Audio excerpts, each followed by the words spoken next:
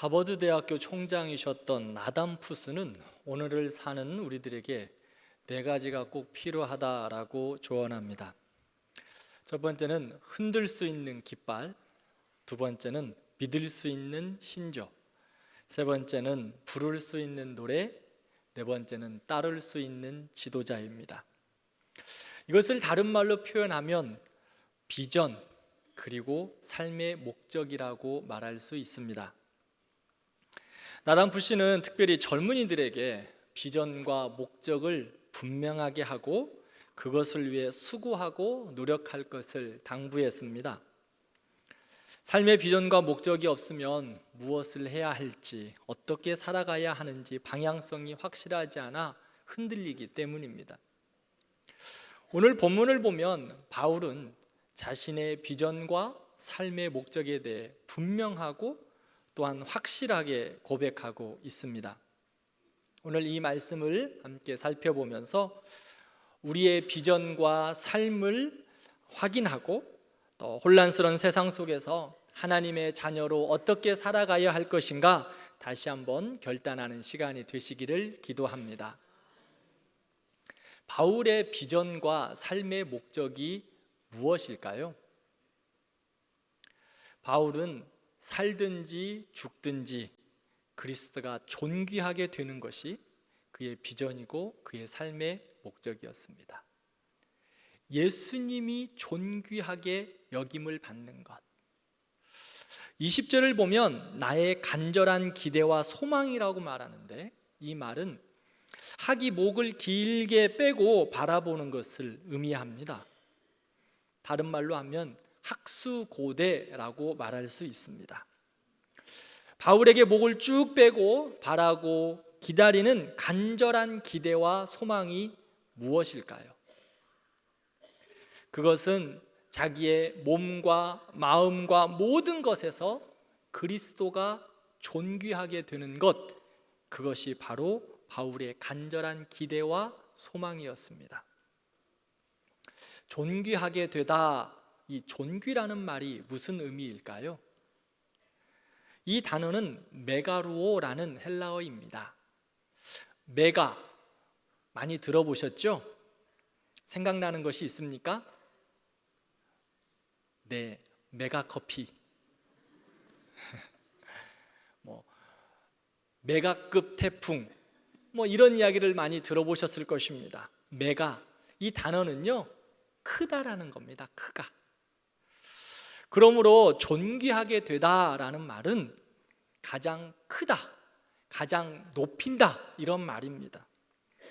바울이 간절히 바라고 소망하는 것은 자기에게서 예수님이 존귀하게 되는 겁니다.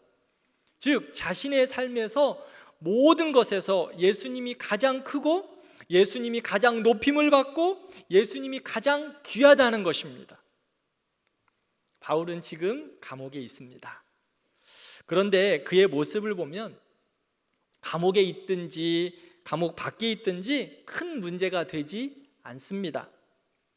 왜냐하면 바울의 삶의 목적은 예수 그리스도가 높임을 받는 것, 예수 그리스도가 크신 것, 이것이었기 때문에 감옥에서는 군인들과 간수들에게 바울은 복음을 전하였고 풀려나면 전도여행을 다니고 또 복음을 전하고 교회를 세웠습니다. 그러므로 바울은 감옥에 있든지 감옥 밖에 있든지 아무 문제가 되지 않았습니다. 어떠한 형편에 처하든지 어디에 있든지 예수님을 전하고 그분을 높이고 그분의 이름을 찬양하기 때문에 바울은 전혀 문제가 되지 않았습니다. 감옥에 있어도 좋고 풀려나도 좋습니다. 어디서든 예수님이 증거되고 예수님이 존귀하게 여김을 받으면 그것으로 유익했기 때문입니다. 그래서 바울은 고백합니다. 21절을 함께 읽을까요? 이는 내게 사는 것이 그리스도니 죽는 것도 유익함이라. 아멘. 바울은 예수님만 드러나고 예수님만 커지고 예수님만 높임을 받으면 죽는 것도 유익하다고 말합니다. 여기서 유익하다라는 의미는 얻는다라는 뜻입니다. 무엇을 얻는 것일까요? 바울에게 죽는 것도 유익하다라고 말했는데 무엇을 얻는 것일까요? 바울은 그리스도를 얻는다라고 말합니다. 죽음 이후 예수님과 하나가 되는 완전함을 이룬다, 이 말씀을 하고 있어요. 바울은 죽음 예찬론자가 아닙니다. 바울에게 하나님이 주신 생명을 가지고 살아가는 것이 너무 귀하고 값지고 복된 것임을 계속해서 바울은 말합니다. 감사한 것입니다. 그러나 굳이 비교하자면 바울은 육신을 가지고 있는 것보다 죽은 후에 그리스도와 함께 거하는 것이 더 유익하다, 예수님과 함께하는 천국의 삶이 더 복되다, 그렇게 고백하고 있습니다. 천국의 은혜와 영광이 귀하다는 겁니다. 우리 모든 성도들에게도 이런 소망과 간절한 기대가 있기를 축원합니다. 살아서 영광, 죽어서 천국, 그러기에 죽는 것도 우리에게 유익한 겁니다. 어떤 집회에서 목사님이 천국이 좋으신 분들 손 한번 들어보세요 라고 질문했습니다. 모든 분들이 다 손을 들었습니다. 자, 우리도 한번 해볼까요? 천국이 좋으신 분 손 한번 들어보세요. 네, 내리세요. 네. 그런데 그 다음 질문이 있어요. 그럼 지금 천국 가고 싶은 분 손 한번 들어보세요.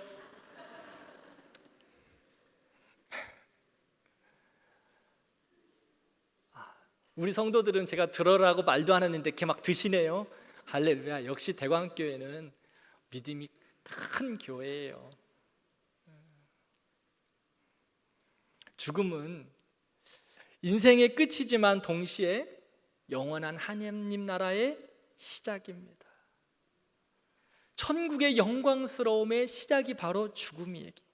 그러므로 사도 바울은 이 땅에 살아가는 것도 좋지만 나는 천국에서 주님과 사는 것이 더 좋다, 그러기에 사는 것도 유익하지만 죽는 것도 유익하다라고 말합니다. 24절을 보면 바울은 내가 육신으로 있는 것이 너희를 위하여 더 유익하다라고 말합니다. 죽는 것이 더 유익하다 그랬는데 왜 24절에서는 너희와 함께 있는 것이 유익하다라고 말했을까요?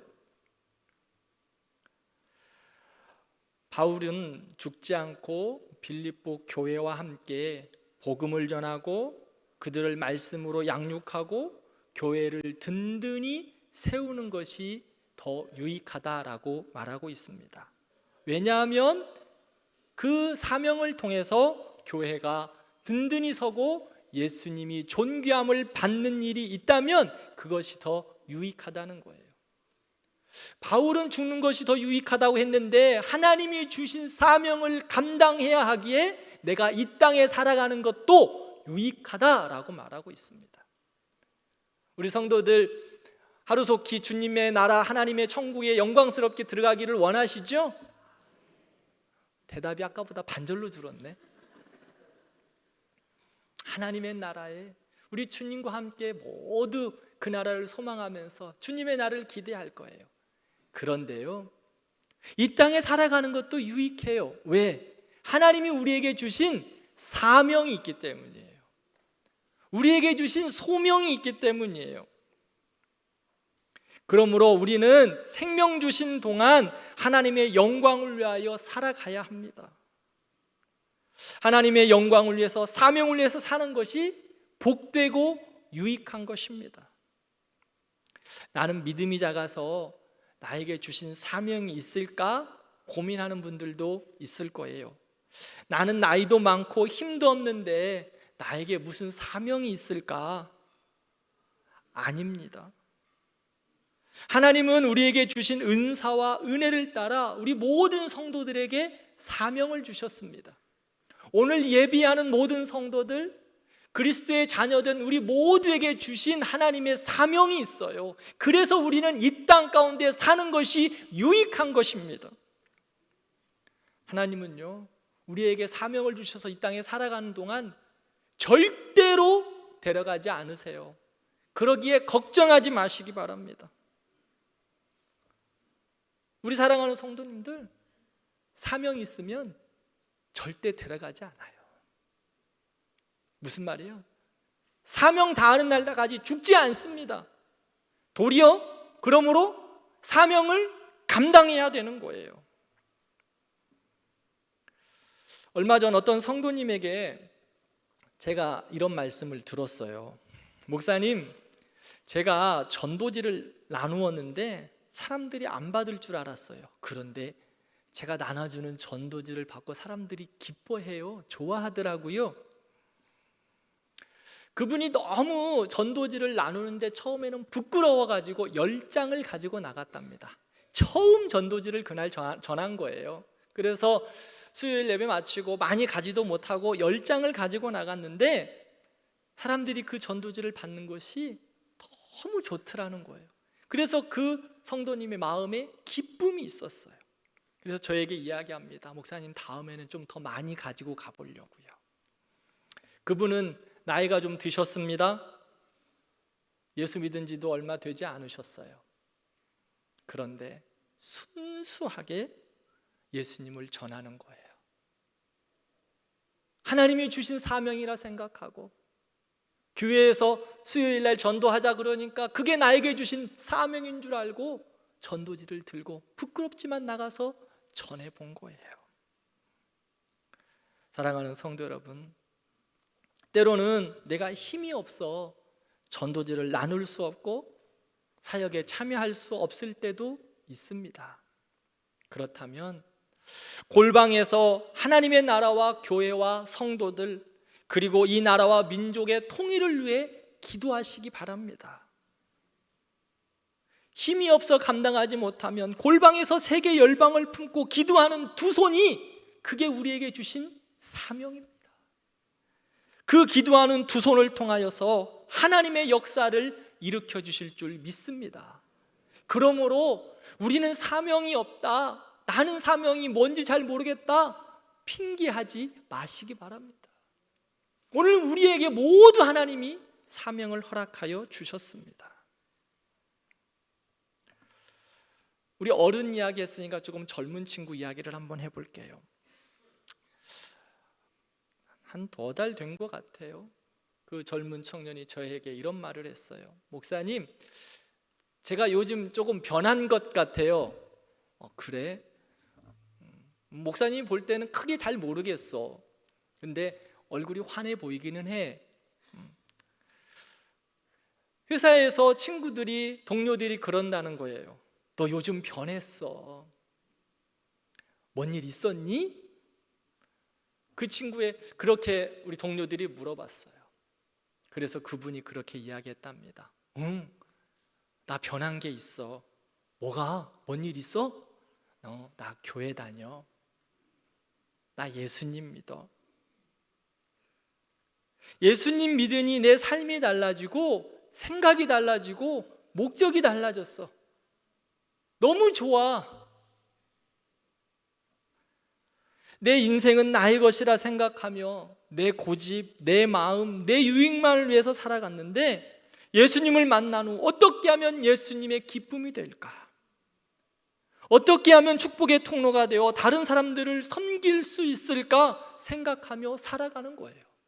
이것이 하나님께서 그분에게 주셨던 사명이에요. 우리가 예수님 만나서 하나님이 나에게 주신 마음과 생각과 그리스도를 향한 그 뜻을 이루어가는 것, 사명이라는 거예요. 사랑하는 성도 여러분, 우리는 사는 것이 유익합니다.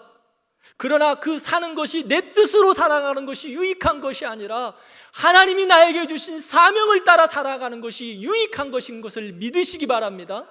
그래서 우리가 사는 것은 그리스도니 고백하는 거예요.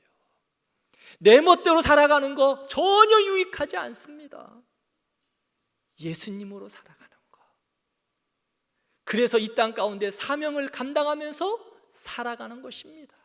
사도 바울은 이 땅에 살아가는 그 이유가 바로 사명 때문이기에 유익하다. 그리고 빌립보 교회와 너희를 위하여 함께 복음을 위하여 살아가는 것이 유익하다. 그렇게 고백하고 있습니다. 우리 모든 성도들에게도 하나님의 사명을 따라 살아가는 유익함이 있는 우리 모든 성도들 되기를 축원합니다. 사명 없다 하지 마시고 그리스도의 자녀로 살아가는 것, 복음으로 살아가는 것, 예수님으로 참으며 살아가는 것, 교회를 위하여 기도하는 것, 나라와 민족을 위하여 통일을 위하여 기도하는 것, 우리가 이 땅에 살아가는 이유이며 사명입니다. 바울의 삶에서 사는 것도 유익하고 죽은 것도 유익하기에 바울에게 나타나는 특징이 있었습니다. 20절을 보면 아무 일에든지 부끄럽지 아니한다 라고 말합니다. 바울은요, 감옥에 있으면서 수치, 어려움, 그리고 여러 소리들을 들었을 것입니다. 때로는 모욕도 당하고 학대도 만났습니다. 사람들은 바울을 부끄럽게 했습니다. 그러나 바울은 그 모든 것으로 인하여 전혀 부끄러워하지 않았습니다. 사랑하는 성도 여러분, 하나님이 우리를 예수 그리스도의 자녀로 부르셨습니다. 십자가의 은혜로 구원하여 주신 줄 믿습니다. 우리에게 예수님이 가장 크고 가장 귀하고 가장 높임을 받는 존귀하신 하나님이십니다. 그런데요, 하나님을 떠난 이 시대는 예수님 믿는 것조차도 힘들고 어려운 시기가 되었습니다. 저희가 어렸을 때만 해도 수업 마치고 친구들에게 교회 가자고 하면 그것이 자연스럽고 그냥 즐거웠습니다. 그런데 공중의 권세 잡은 사탄 마귀가 사람들의 마음을 흔들고 사회적인 분위기도 교회를 핍박하고 교회를 다니는 것을 광신자와 같은 무리들이 모이는 분위기로 몰아가고 있습니다. 그래서 교회를 적대시하고 예수 그리스도를 믿는 것을 거부합니다. 혹시 어떤 교회가 잘못이라도 하면 한국의 모든 교회가 그렇게 잘못한 것인 양 희화해하고 벌떼처럼 달려들어 교회를 비난하고 핍박합니다. 그것뿐입니까? 동성애는 성경에서 말하는 분명한 죄임에도 불구하고 그것이 죄다라고 말하며 시대에 뒤떨어진 사람이고 성소수자와 사회적 약자를 배려하지 않는 사람으로 취급합니다. 죄가 죄다라고 이야기하는데 그것이 잘못됐다라고 지적하는 거예요. 그러다 보니 믿음으로 살아가면서도 사회적인 분위기로 인해 위축되어 있을 때도 많습니다. 이것뿐인가요? 때로는 내가 하나님의 자녀임에도 불구하고 말씀대로 살아가지 못하는 내 모습을 보면서 내가 기독교인이라고 자신 있게 말하지 못하는 내 모습을 보면서도 부끄러워할 때가 있습니다. 그런데요, 우리 마가복음 8장 38절 말씀을 한번 읽겠습니다.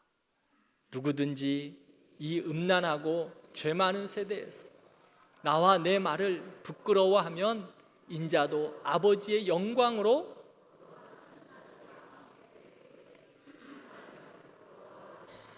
아멘. 지금은 음란하고 죄 많은 시대입니다.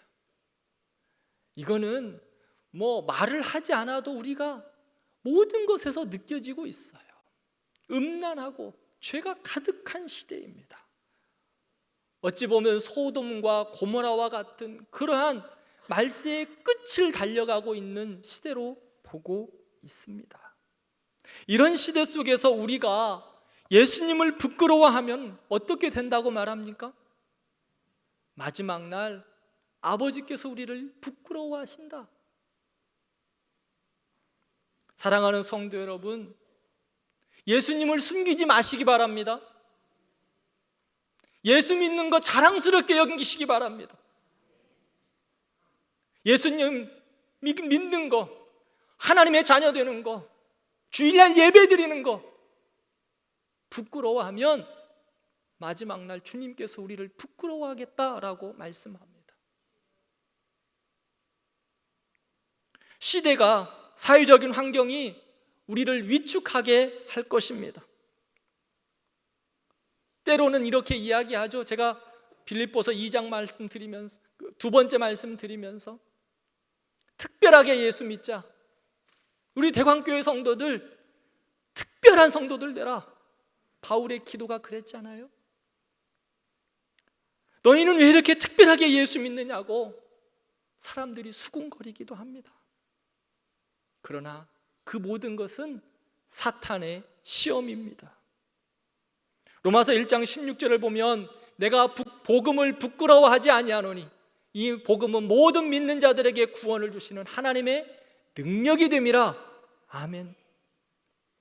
복음은요, 예수님은 우리에게 생명을 주시는 능력입니다. 복음은 사람을 살리고 영혼을 살리는 능력이 그 안에 있습니다. 그러므로 복음은, 예수님은 우리가 부끄러워할 대상이 아니라 그를 높이고 존귀하게 할 대상입니다. 마귀는요, 자기의 때가 가까운 줄을 알고 어떻게 해서든지 지옥 백성 만들려고 혈안이 되어 있습니다. 수단과 방법을 가리지 않고 복음을 가로막습니다.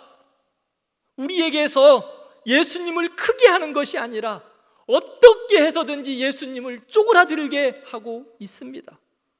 사랑하는 성도 여러분, 마귀의 전략에 노란하지 마시기 바랍니다. 예수님을 부끄러워하는 것, 예수님 숨기는 것, 마귀의 전략에 노란하는 겁니다. 예수님을 부끄러워하지 말고 생명의 이름 예수, 구원의 이름 예수, 그 예수 그리스도를 담대하게 전하고 그분을 존귀하게 하는 우리 모든 성도들이 되기를 축원합니다. 조금 내가 부족해도, 특별하거나 구별되지 못해도 괜찮습니다. 조금 내 모습이 말씀을 따라 살아감에 있어서 부족해 보여도 괜찮습니다. 여러분들 자녀들이 조금 잘못했다고 해서 여러분들이, 그 자녀가 여러분들 자녀 안 되는 거 아니잖아요. 우리가 말씀을 살아감에 있어서 믿음으로 바르게 살아가야 되지만 때로는 조금은 넘어지고 시험 들고 아파할 때 있지 않습니까? 괜찮습니다. 그럼에도 불구하고 나를 위하여 십자가를 주신 분, 그럼에도 불구하고 나를 사랑하시는 그분으로 인하여 다시 한번 일어나고 복음을 향하여 담대하게 전하고 예수 그리스도를 멋있게 드러내는 하나님의 사람들 되기를 축원합니다. 음란하고 죄 많은 시대에 말씀대로 살아가는 것, 하나님의 자녀로 살아가는 것이 이상하게 여겨지는 그러한 시대지만 절대로 하나님의 자녀로 살아가는 것을 부끄러워하지 말아야 하나님께서 우리를 마지막 날 인정하시고 축복해 주실 줄 믿습니다. 배우이자 가수인 양동근 씨가 부른 예수쟁이라는 랩이 있습니다. 제가 설교 시간에 이걸 한번 이 랩을 해보려고 어제 사무실에서, 목양실에서 설교 준비하다가 불러보고 유튜브 틀어놓고 따라서 불러보고 참 많이 애를 써봤는데 결국에는 실패했습니다. 그래서 우리 청소년들에게 좀 다음에 기회를 넘겨야 할 것 같아요. 내용은 이렇습니다. 나느냐 예수쟁이, 이렇게 시작해요. 나느냐 예수쟁이, 사람들이 내게 손가락질해도 상관없어. 나는 신경 안 써. 나느냐 예수쟁이, 사람들이 내게 손가락질해도 상관없어. 나는 신경 안 써. 그것이 바로 내 정체성. 예수 믿는 하나님의 자녀, 나는 예수쟁이야. 그것이 바로 나의 정체성이라고 노래하고 있습니다. 우리가 예수님의 말씀을 따라 살아가며 세상이 뭐라고 해도 상관없기를 바랍니다. 세상이 손가락질해도 그것에 기울이지 마시기 바랍니다. 그것에 신경 쓰지 말고 예수님처럼 살고 예수님처럼 행해서 예수님의 영광을 위해서 살아가는 우리 모든 대광교회 성도들, 그것이 바로 나의 정체성이라고 고백하는 우리 믿음의 성도들 되기를 축원합니다. 초대교회 교부였던 폴리갑 선생님이 있습니다. 그는 사도 요한의 제자였고 요한계시록에 나오는 서머나 교회의 감독이었습니다. 폴리갑이 로마에 잡혔습니다. 그들은 폴리갑이 예수님을 부인하면 많은 사람들이 예수님을 떠날 것 같아서 폴리갑에게 제안합니다. 당신이 예수님 한 번만 부인하면 내가 살려줄 거야. 폴리갑은 그 요구를 단번에 거절합니다. 그리고 순교를 택합니다. 그러면서 그들에게 이야기합니다. 86년간 나는 그분을 섬겨왔고 그분은 나를 한 번도 모른다고 한 적이 없는데 내가 어떻게 나의 주님을 모른다고 할 수 있을까? 86년간, 아니 사랑하는 성도 여러분, 우리의 모든 삶 가운데서 하나님은 나를 사랑해 주셨고 지키시고 인도해 주셨습니다. 그런데 우리가 어떻게 예수님을 부끄러워할 수 있겠어요? 우리가 어떻게 예수님을 모른다 할 수 있겠어요? 어떻게 우리가 예수님을 숨길 수 있겠어요? 그는 예수님을 부인하지 않았습니다. 예수님을 부끄럽게 여기지 않았습니다. 사는 것이 그리스도니 죽는 것도 유익하다라고 고백하며 화형을 당했습니다. 오늘 우리가 사는 시대는 이렇게 직접 예수 그리스도 때문에 불이익을 당하는 일은 많지 않습니다. 그러나 우리가 바른 믿음과 가치관을 가지고 살기에는 너무 힘든 일이 많고 유혹도 많습니다. 그래서 우리 주변에는 적당히 믿고 적당히 사는 양다리 걸치는 신앙인들, 필요할 때만 찾는 미신적인 신앙인들, 명목상 그리스도인들이 많습니다. 그러나 우리 대광교회 성도들은 어디서나 어떤 상황에서든지 누구를 만나든지 예수님을 높이고 예수님을 찬양하고 예수님이 가장 크다라고 고백할 수 있는 진짜 예수쟁이들이 진짜 예수쟁이 되는 우리 모든 대광교회 성도들 되기를 축원합니다. 우리의 삶에서 예수님이 드러나고 존귀하게 하고 자랑하며 그의 나라와 의를 먼저 구하는 그러한 예수쟁이, 그 예수쟁이로 가득한 대광교회 하나님의 은혜가 충만할 줄 믿습니다. 두 번째로 바울에게 시험도 많고 어려움도 많았지만 살든지 죽든지 예수님만 존귀하게 살아가는 원동력이 있었습니다. 그 원동력은 19절에 보면 너희의 간구와 예수 그리스도의 성령의 도우심이다 라고 말합니다. 바울이 살든지 죽든지 그리스도가 존귀하게 되며 담대하게 살아갈 수 있었던 원동력은 바로 중보 기도였습니다. 바울은 빌립보서와 함께 다른 서신서에도 자기를 위한 성도들의 기도를 계속해서 말씀하고 있습니다. 그리고 예배소 교회에게는 나를 위하여 중보기도 해달라라고 중보기도 부탁합니다. 바울은 성도들의 기도를 통하여서 모든 시험과 어려움을 감당할 수 있었습니다.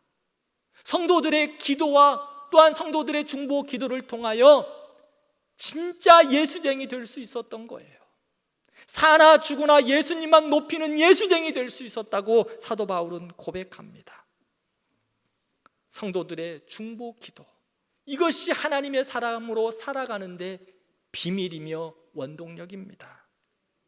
19세기 말 최고의 설교자로 꼽는다면 영국의 스펄전 목사님입니다.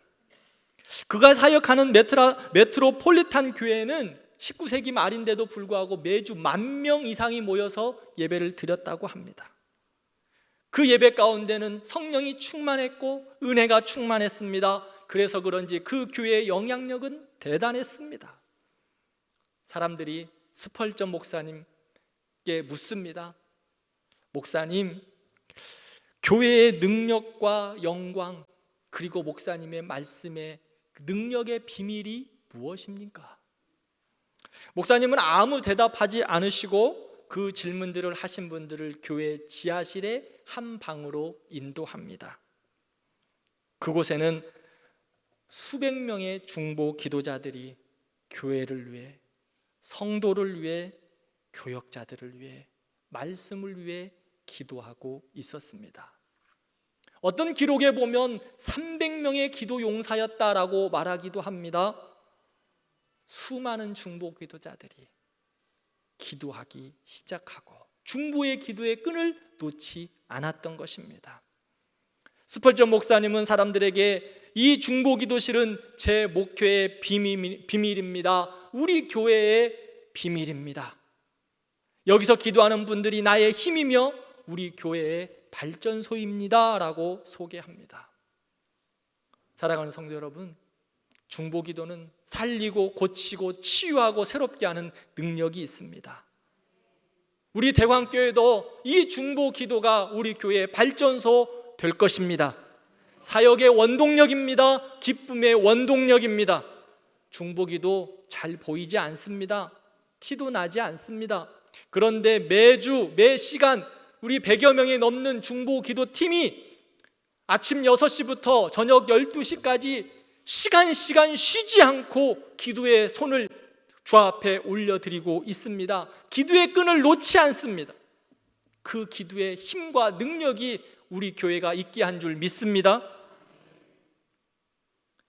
이 지금 예배 드리는 이 시간 3층 당회실에서는 예배를 위하여서 누군가 기도하고 있습니다.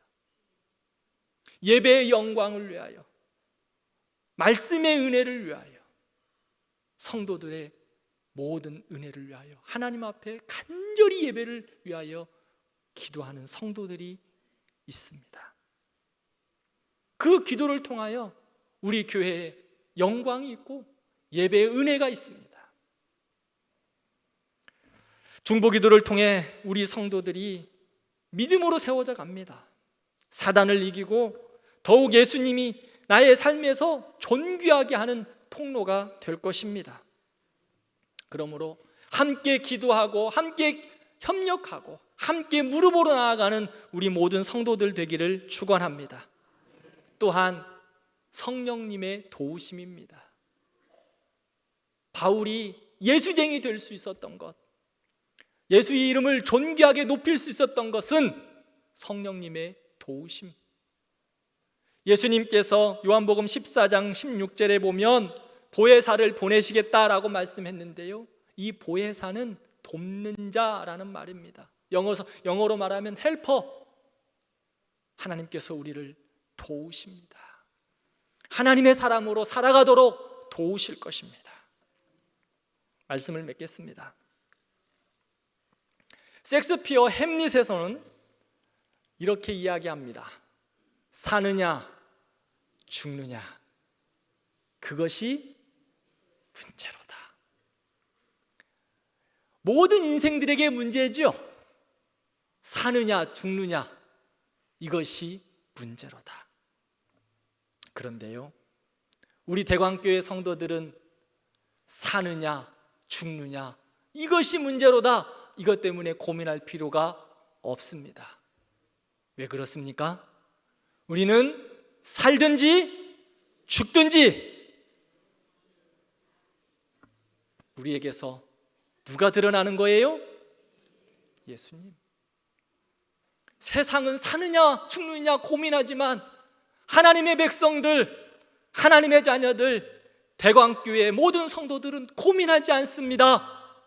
살든지 죽든지 예수 그리스도만 존귀하게 되는 것입니다. 사랑하는 성도 여러분, 우리의 삶의 이유는 오직 예수 그리스도입니다. 우리의 삶의 내용도 오직 예수 그리스도입니다. 나의 삶의 전부도 오직 예수 그리스도입니다. 그 예수 그리스도 붙잡고 믿음으로 살아가 행복한 인생, 성공한 인생 되시기를 축원합니다. 여러분들에게 묻겠습니다. 여러분들 크게 대답하시기 바랍니다. 여러분들의 삶의 이유가 무엇입니까? 더 크게. 여러분들의 삶의 이유가 무엇입니까? 여러분들의 삶의 내용은 무엇입니까? 여러분들의 삶의 전부는 무엇입니까? 기도하겠습니다.